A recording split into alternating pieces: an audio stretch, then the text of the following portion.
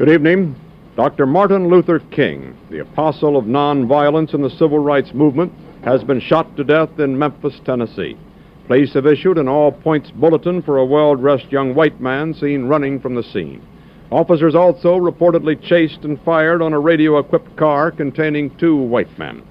Dr. King was standing on the balcony of a second-floor hotel room tonight when, according to a companion, a shot was fired from across the street. In the friend's words, the bullet exploded in his face. Police, who have been keeping a close watch over the Nobel Peace Prize winner because of Memphis' turbulent... From 1929 to 1968 is only 39 short years. Too short to gather the fruits of your labor. Too short to comfort your parents when your brother drowns. Too short to comfort your father when your mother dies. Too short to see your children finish school. Too short to ever enjoy your grandchildren. Too short to know retirement. 39 years is just too short.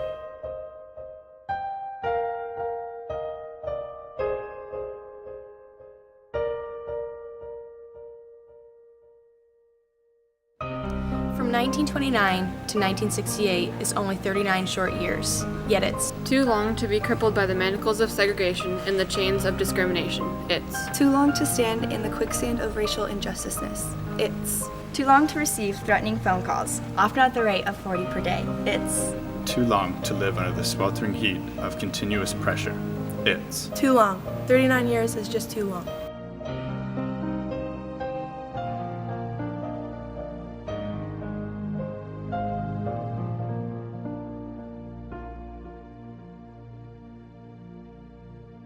From 1929 to 1968 is only 39 short years, yet it's long enough.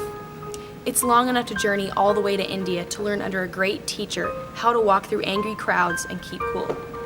It's long enough to be chased by police or dogs and lashed by the rushing waters of the firemen's hoses. Because you are dramatized. The fact that justice has a way of eluding me and my brother.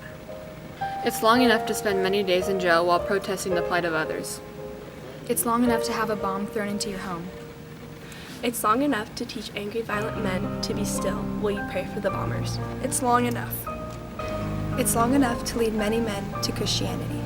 It's long enough to know better to go to war for justice, to live in peace for injustices. It's long enough to know that more appalling than bigotry and hatred are those who sit and still and watch injustices in silence.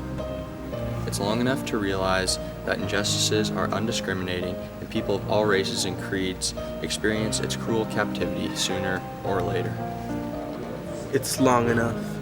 It's long enough to know that when one uses civil disobedience for his civil rights, he does not break the laws of the Constitution of the United States of America. Rather, he seeks to uphold the principles all men are created equal. He seeks to break down the local ordinances that have already broken the laws of the Constitution of the United States. It's long enough. It's long enough to accept invitations to speak to the nation's leaders. It's long enough to address thousands of people on hundreds of different occasions. It's long enough to lead 200,000 people to the nation's capital to dramatize that all of America's people are heirs to the property of rights to life, liberty, and the pursuit of happiness. It's long enough to enter college at 15. It's long enough to finish and earn several degrees. It's long enough to earn hundreds of awards. It's long enough to marry and father 4 children. It's long enough to become a drum major for peace. It's long enough to earn a Nobel Peace Prize. It's long enough to give the $54,000 prize money to the cause of justice. It's long enough to visit the mountaintop. It's certainly long enough to have a dream.